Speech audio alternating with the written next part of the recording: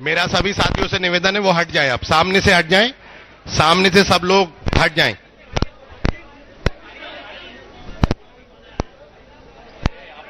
Sir हम नहीं आएंगे। जी आइए, इधर आओ। खड़े हो जाएंगे आप। हमें दिक्कत नहीं है, लेकिन और लोग फिर साहब मेरे नहीं आ रहे। जी ये इधर चल गया क्या? माइक चल गया? आगे आगे। सभी पत्रकार बंधुओं को नमस्कार। हम और आप बहुत समय से इंतजार कर रहे थे और अखिलेश जी के साथ जो भी कुछ हुआ उन्होंने ट्वीट भी किया है। खैर, हम और आप जिस उत्सुकता से इंतजार कर रहे थे, बहुत लोग संशय भी लगा रहे थे संगम होगा कि नहीं, लेकिन हमारा तो संगम पहले ही हो चुका है। हमारा निर्णय ठोस है। उत्तर प्रदेश में जो हम विकास करना चाहते हैं, जिस तरह से भाईचारा और चौधरी चरण सिंह का जो समीकरण था, मूल रूप से किसान का मेरा वर्ग को संगठित करना, जो उनकी मुख्य लड़ाई थी जीवन भर, उसे आगे बढ़ाने के लिए हमने गठबंधन किया है। और आज एक ही चेहरा है पूरे उत्तर प्रदेश में जिनके पास अनुभव भी है, विजन भी है और कार्य करने की क्षमता है। तो मैं आभार व्यक्त करता हूं और मुजफ्फरनगर की इस क्रांति भूमि पे, किसानों की धरती पे अखिलेश जी का स्वागत करता हूं।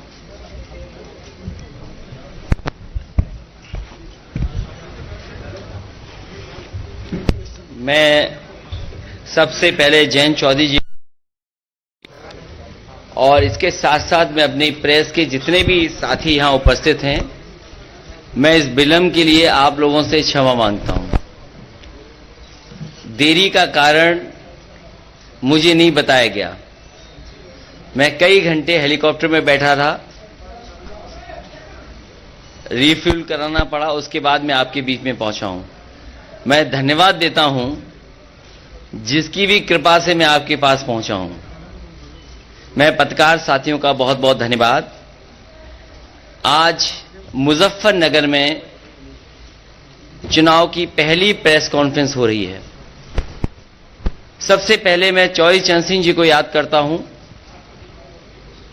चौधरी चरण सिंह जी ने जो रास्ता दिखाया था किसानों को मजबूत करने के लिए, उनको सशक्त करने के लिए, उनकी फसल पैदावार की सही कीमत मिल जाए और किसान का परिवार आर्थिक रूप से कैसे संपन्न हो। चौधरी चरण सिंह जी, बाबा टिकैत जी, नेताजी और अजीत सिंह जी ने लगातार समय समय पर सरकार को जगाने का काम किया। जो सरकारें गूंगी बहरी हो गई थीं, उनको जगाया, उस आंदोलन को आगे बढ़ाने का काम किया। मुझे खुशी है इस बात की कि आज जयंत चौधरी जी और हम लोग मिलकर के उस विरासत को आगे बढ़ा रहे हैं। ये चुनाव जहां किसान के भविष्य का है, नौजवान के भविष्य का है, व्यापार को आगे बढ़ाने का है, वहीं चौधरी चरण सिंह जी की विरासत को आगे बढ़ाने का भी है, जो किसानों को संपन्न बनाना चाहते थे। किसानों के लिए सपना देखा था कि वो संपन्न हों, लेकिन जो हालात हैं, भारतीय जनता पार्टी ने किसानों को कहा कि उनकी आय दोगुनी होगी, फसल समय पर खरीदी जाएगी और भुगतान भी समय पर होगा। लेकिन जिस तरीके से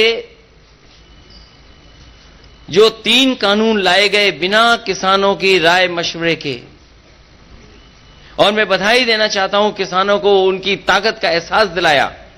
लोकतंत्र में किसानों ने एकजुट होकर के और सब कुछ भूल करके एक साथ खड़े होकर के मजबूर किया सरकार को, और सरकार को अंतोगत्वा वो कानून वापस लेने पड़े।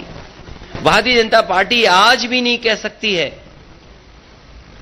कि वो 3 कानून क्यों लागू किए थे और 3 कानून क्यों वापस ले लिए।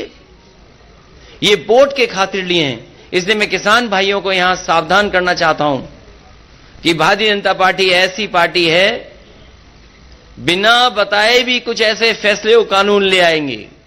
इसलिए मैं आरएलडी और समाजवादी पार्टी का गठबंधन है, किसान भाइयों को भरोसा दिलाना चाहता हूं कि कोई भी ऐसे काले कानून उत्तर प्रदेश में कभी लागू नहीं हो पाएंगे।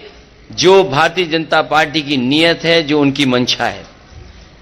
समाजवादी पार्टी ने बिजली के क्षेत्र में कहा है कि 300 यूनिट मुफ्त होगी, सिंचाई माफ होगी, एमएसपी की खरीद के लिए जो इंतजाम करने पड़ेंगे सरकारी तौर पर किए जाएंगे। वहीं फार्मर्स के लिए कि उनके गन्ने के भुगतान के लिए उन्हें इंतजार न करना पड़े, 15 दिन इंतजार न करना पड़े। Farmers corpus fund, farmers revolving fund budget से देकर के किसानों का समय पर भुगतान करने का काम भी गठबंधन मिलकर के करेगा। लैपटॉप पहले भी बांटा था, फिर बांटेंगे। समाजवादी पेंशन पहले भी दी थी, आगे भी देंगे। और वहीं मैं इस मौके पर याद दिलाना चाहता हूं भारतीय जनता पार्टी को कि कम से कम अब चुनाव आ गया है, अपना संकल्प पत्र तो पढ़ लें। जो जो वादे किए थे, क्या वादे पूरे हुए हैं? उनका हर वादा जुमला निकला, झूठे विज्ञापन दिए, आज भी आंकड़ों की खिलवाड़ कर रहे हैं। और जब भारतीय जनता पार्टी घिर जाती है तो बुनियादी मुद्दों से हट करके काम करती है। मुझे उम्मीद है कि इस क्षेत्र में हमेशा गंगा जमुनी तहजीब, भाईचारा और आपस में मिलकर के नकारात्मक सोच को हमेशा नकारा है। इस चुनाव में भी नकारात्मक सोच को नकारने का काम करेंगे। और मुझे उम्मीद है कि इस बार ऐतिहासिक जीत होने जा रही है। आरएलडी और समाजवादी पार्टी मिलकर के उत्तर प्रदेश से भारतीय जनता पार्टी का सफाया करेंगे।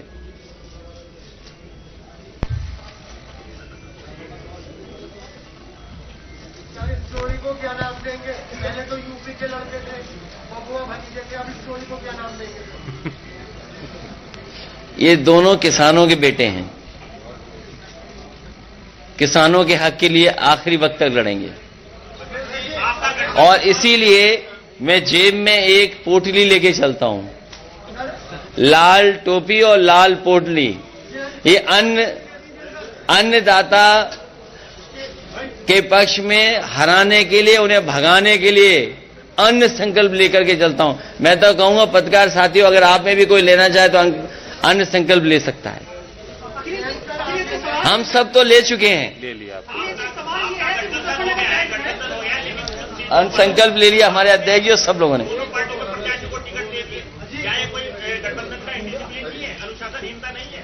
कहां पर? मार्च में दे दिया आपने, बिजोर में आपने और दोनों ने। ये हम दोनों बैठ करके तय कर लेंगे। ये कब तय होगा? बहुत जल्दी, कुछ आज तय हो जाएगा, कुछ कल कल तक आप देखेंगे सब तय हो जाएगा। लगातार एक सवाल उठ रहा है, हर एक कार्यकर्ता से मैं भी क्या मुस्लिम राजनीति को हाशिए पर रखा गया, किसी भी मुस्लिम प्रत्याशी को टिकट नहीं दिया गया, ये क्या सोचते हैं? ये गंगा जमुनी तहजीब है। गंगा जमुनी संस्कृति को मिल करके आगे बढ़ाने का काम कर रहे हैं। नेगेटिव पॉलिटिक्स को खत्म कर रहे हैं, नकारात्मक पॉलिटिक्स को खत्म कर रहे हैं। और समाजवादी पार्टी आरएलडी मिलकर के, यहां सवाल ये नहीं किसको टिकट मिला किसको नहीं मिला, हम दोनों मिलकर के किसानों के हक और सम्मान के लिए लगातार आगे बढ़ते रहेंगे, लगातार संघर्ष का रास्ता अपनाएंगे। सवाल यह है अखिलेश जी, सवाल यह है कि पिछले एक सप्ताह से मुजफ्फरनगर में 2013 की वीडियो मैनिपुलेटेड करके और मनगढ़ंत बनाकर वायरल की जा रही है। बीजेपी के लीडर भी जब इलाके में जाते हैं तो वही बात याद दोहराते हैं, उनके बड़े लीडर भी ये कर रहे हैं। तो क्या मौलिकता के आधार पर, विकास के मुद्दे पर भारतीय जनता पार्टी बहस से बच रही है?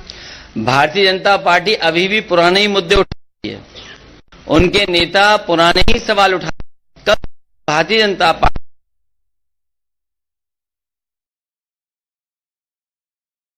जहां बड़े हैं, आप देखिए क्या हुआ है बिहार में, क्या हुआ है अयोध्या प्रयागराज में, कितने बड़े पैमाने पे नौजवान बाहर निकल करके आए। किसकी जिम्मेदारी थी परीक्षा को सही ढंग से कराना? आरआरबी एनटीपीसी को लेकर के जो आंदोलन कर रहे हैं नौजवान, कितना अपमानित होना पड़ रहा है उन्हें। सवाल यह है कि नौजवानों को नौकरी रोजगार मिलेगा कि नहीं मिलेगा, लेकिन भारतीय जनता पार्टी से बात नहीं करना चाहती है।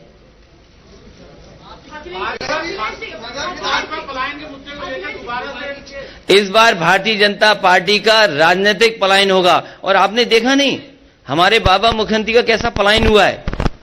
वो पहले अयोध्या से टिकट मांग रहे थे, मथुरा से टिकट मांग रहे थे, प्रयागराज से टिकट मांग रहे थे। भारतीय जनता पार्टी ने ऐसा उनका पॉलिटिकल पलायन किया है कि उन्हें घर भेज दिया वापस। इलेक्शन में जिस तरह के घोषित प्रतिबंध है सर, जिस तरह के घोषित प्रतिबंध इलेक्शन पर है, आपको लगता है कि कल्पना आपने इलेक्शन की थी? भारतीय जनता पार्टी के लोग पर्चा भी बांट रहे हैं तो कोरोना फैलाने के लिए बांट रहे हैं ऐसे करके। उन्हें ये नहीं पता इलेक्शन कमीशन को ऐसे लोगों को एकदम रोक देना चाहिए जो ये भूल गए हों कि कोरोना फैलता कैसे है। मुझे खुशी है यहां जितने भी पत्रकार बैठे हैं और हम लोग सब जो इलेक्शन कमीशन की गाइडलाइन है उसका पालन कर रहे हैं।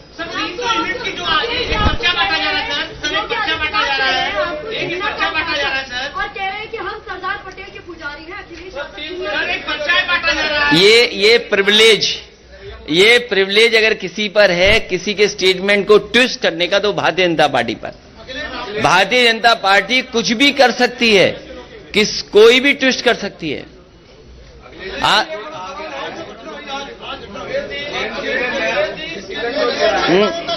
ये तो क्योंकि विभाग मेरे पास नहीं है, विभाग तो केंद्र सरकार के पास है, वही बता सकते हैं। विधानसभा से 2 बार आपने चुनाव लड़ चुके हैं गौरव स्वरूप।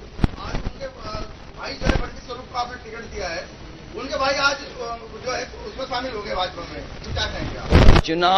चुनाव से पहले बहुत सारे लोग जाते और आते हैं जिन पर व्यापक समर्थन था, जिनके पास व्यापक जन समर्थन, जनता खड़ी थी साथ। वो देखिए समाजवादियों के साथ आए कि नहीं आए, अभी तक उसकी भरपाई भारतीय जनता पार्टी नहीं कर पाई।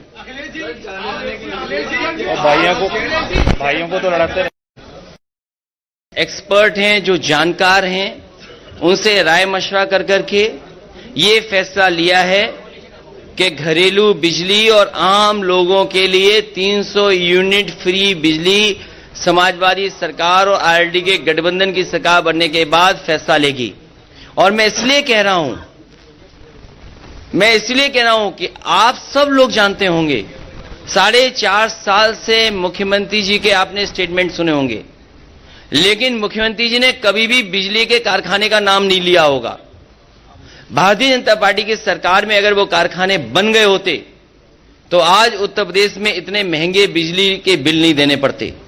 इसलिए सिंचाई माफ और 300 यूनिट माफ होगी, फ्री मिलेगी, बिल नहीं आएगा। और इसलिए कर सकते हैं क्योंकि जो सरकार को बिजली मिलती है वो सस्ती है। मैं याद दिलाना चाहता हूं केवल एक बिजली के कारखाने का जो नेताजी के समय पर उत्तराखंड में श्रीनगर में लगा था, आज भी उसकी बिजली सबसे सस्ती है। जो एनटीपीसी से पुरानी बिजली उत्तर प्रदेश को मिलती है वो भी बहुत सस्ती हैं। लेकिन भारतीय जनता पार्टी की 2 बार सरकार बन गई, उसके बावजूद भी बिजली का कोटा उत्तर प्रदेश का नहीं बढ़ाया। और जैसे ही समाजवादी पार्टी ने तय किया कि 300 यूनिट फ्री मिलेगी, भारतीय जनता पार्टी ने कहा हम भी बिल आधा करेंगे। तो हम भारतीय जनता पार्टी से कहेंगे कि अगर आज आधा बिल कर रहे हो तो आपने 4.5 साल क्यों वसूला पैसा? क्या आप जनता का पैसा वापस करोगे? और बिजली के कारखाने का नाम अगर एक बार भी सुना हो मुख्यमंत्री जी के मुंह से तो बता दो, 3x660 super critical thermal plant. वो अभी तक 4.5 साल में बिजली के कारखाने का नाम नहीं रट पाए। 3x660 super critical thermal plant.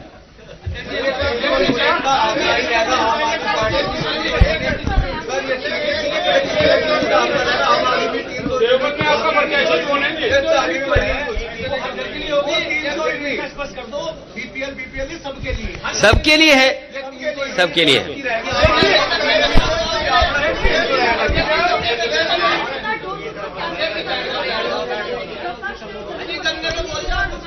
गन्ने का भुगतान 15 दिन के अंदर होगा और किसान को कभी भी 15 दिन से ज्यादा इंतजार नहीं करना पड़ेगा।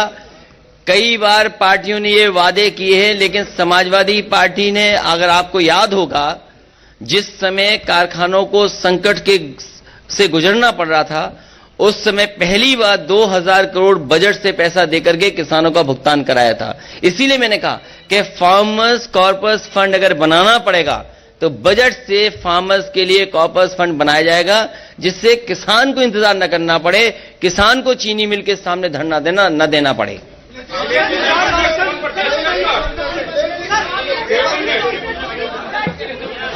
देवबंद में पुराने वाले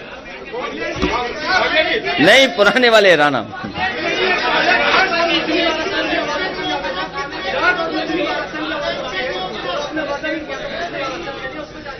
देखिए, ये बड़े सवाल हैं, आरक्षण वाले बड़े सवाल है। मूल भावना से नहीं खिलवाड़ होनी है।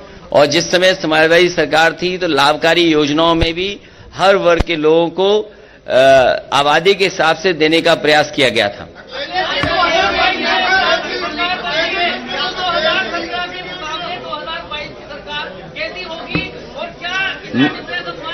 मैं आपको बधाई देता हूं, धन्यवाद देता हूं कि 22 की सरकार अच्छी होगी, बेहतर होगी और किसानों के और नौजवानों के हित में होगी।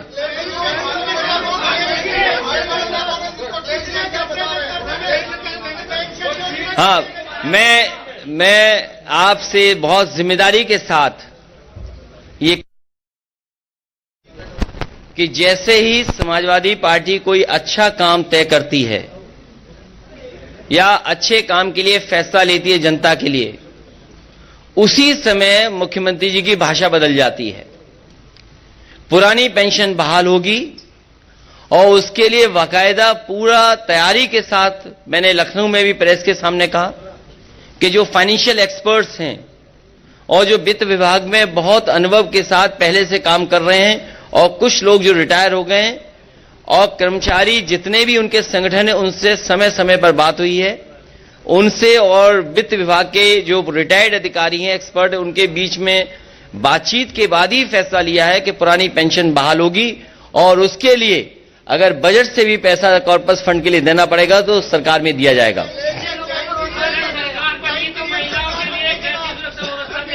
महिलाओं के लिए बेहतरीन सुरक्षा होगी, उनके लिए पहले भी सुरक्षा देने का काम समाजवादी सरकार में हुआ था।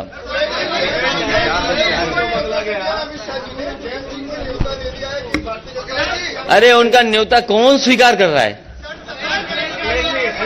और सोचो हालात कैसे हैं। देखिए उनके हालात कैसे हैं, हालात कैसे उनके, सोचो न्योता देना पड़ रहा है। और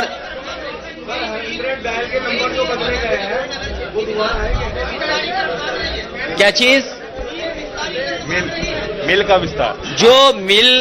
जो मिल की कैपेसिटी का अगर विस्तार होगा तो वो तो तय होगा सरकार बनने के बाद। सरकार तो बनाओ आप।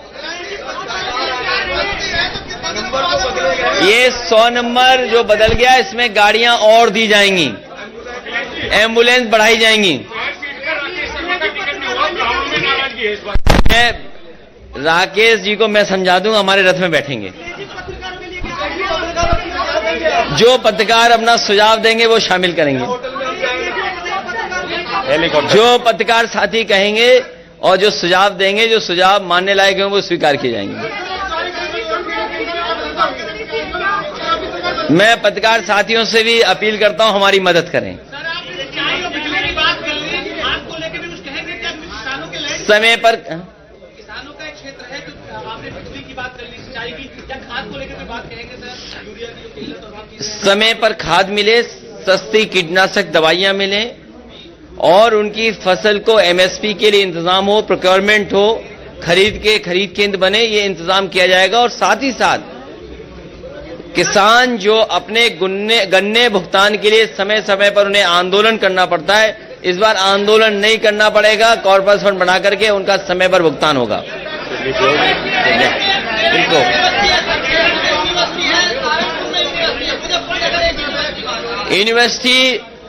यूनिवर्सिटी बनाने में केवल वाइस चांसलर अपॉइंटमेंट करना होता है।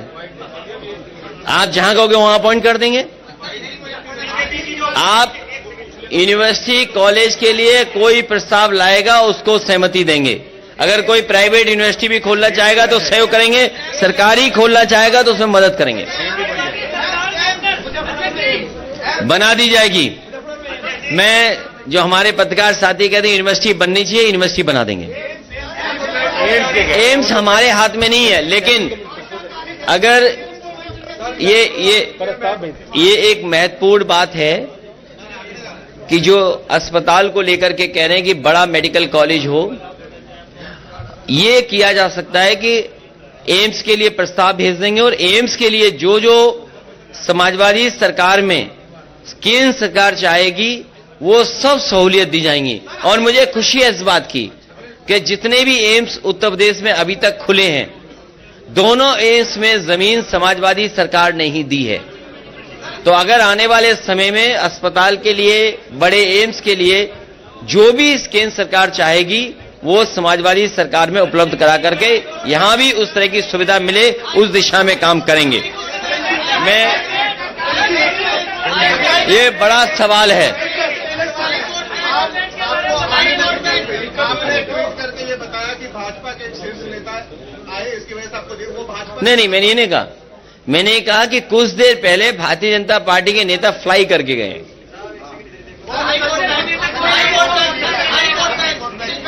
इस पे अभी नहीं बोल सकते हैं, सरकार बनने पर हम दोनों तय करेंगे।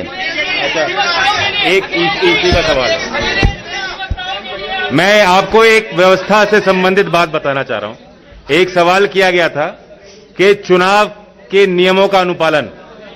कल हमारे बुढ़ाना क्षेत्र के जो प्रत्याशी हैं राजपाल बालियान जी, ऑनलाइन उन्होंने निवेदन किया ईसी में कि एक वीडियो वैन वो चलाना चाहते हैं। एक दिन बीत चुका है, अभी तक उन्हें अनुमति नहीं दी गई, जबकि बीजेपी की वैन आप देख रहे हैं पूरे प्रदेश में चलाई जा रही है। हमारे पार्टी के लोग, गठबंधन के लोग ऑब्जर्वर से मिलेंगे और हमें उम्मीद है कि इस तरह की जो शिकायत है उनका निस्तारण निष्पक्ष रूप से चुनाव आयोग के अधिकारी करें। और मैं आपको बताना चाहता हूं कि कर्मचारियों में बहुत भारी रोष है, नाराजगियां हैं सरकार से और उम्मीद के साथ गठबंधन की तरफ वो देख रहे हैं। ओपीएस की बात अखिलेश जी ने कही है, कई वादे हमने किए। आज स्थिति यह है कि पोस्टल बैलेट की व्यवस्था में अधिकारी उनके वोटर आई कार्ड मंगवा रहे हैं। मैं निवेदन करना चाहूंगा सभी कर्मचारी से, पुलिस कर्मियों से जिनकी वोट पोस्टल बैलेट से पड़नी है, सतर्क रहें। बैलेट पेपर लेकर वोट बना के ही दें। अपने वोटर कार्ड को अधिकारी भी मांगे, उसको ऐसे ना दें। धन्यवाद।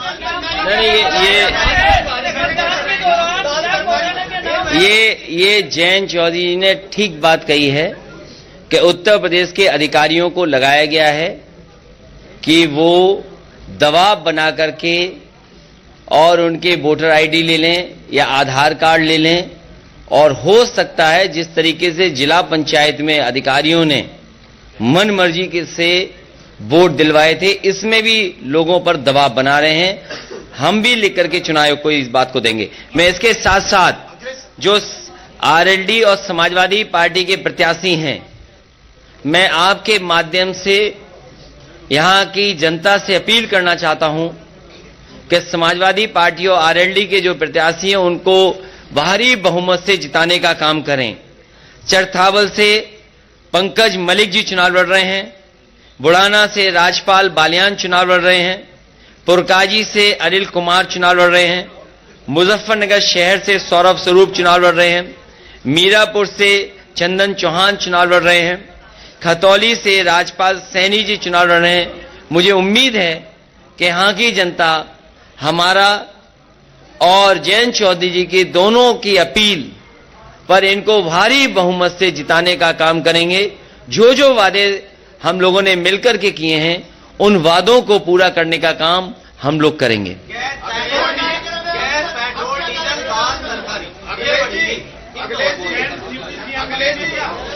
ये जानबूझ करके भारतीय जनता पार्टी लोगों को गरीब बना रही है, जिससे किसान गरीब निर्भर हो जाएं सरकारी राशन पे, सरकारी कड़वे तेल पर। और मैं आपको भरोसा दिलाता हूं, हमारे पत्रकार साथी ने जो कहा है कि जो महंगाई हुई है सरसों के तेल की, आप भी प्रचार के माध्यम से रिफाइंड तेल मत खाइए। जो रिफाइंड तेल का प्रचार होता है आप भी उसमें बहक जाते हैं और आप भी खा लेते हैं। आप अपना शुद्ध सरसों का तेल और घर का बनाया हुआ घी के से ही खाना बनाएं और खाएं। और समाजवादी सरकार बनने पर उत्तर प्रदेश के कुछ इलाके ऐसे हैं जैसे बुंदेलखंड, जहां पर बड़े पैमाने पर सरसों के तेल की पैदावार हो सकती है। मैं जब बुंदेलखंड गया था तो मैंने कहा था कि सरकार के अलग से अगर हमें सरसों के तेल की पेराई के लिए कारखाने लगाने पड़े तो लगाएंगे, जिससे कि हमारा बुंदेलखंड के किसान को भी लाभ पहुंच जाए और उत्तर प्रदेश को कम से कम सस्ता सरसों का तेल उपलब्ध हो जाए खाने के लिए।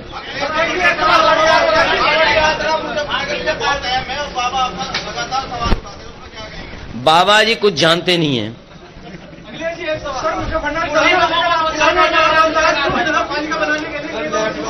ये बहुत छोटा काम है, बड़ा काम करेंगे।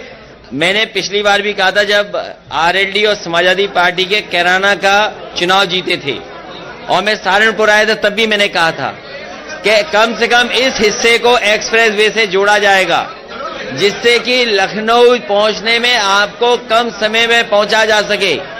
भारतीय जनता पार्टी का तो गंगा एक्सप्रेस वे कब बनेगा कोई नहीं जानता, लेकिन इस हिस्से को जोड़ने के लिए अगर नया ग्रीनफील्ड एक्सप्रेस वे बनाना पड़ेगा तो समाजवादी पार्टी और आरएलडी दोनों मिलकर के एक ग्रीनफील्ड एक्सप्रेस बनाएंगे, जिससे कि लखनऊ पहुंचना आसान हो जाए। जब गृहमंत्री अमित शाह आए और कैराना की सड़कों में घूमे, उन्होंने बार-बार एक मुद्दा उठाया कि हमने 5 सालों में सुरक्षा व्यवस्था में बहुत अभूतपूर्व परिवर्तन किए। जो रंगदारी थी, जो गुंडागर्दी थी, उसको खत्म किया।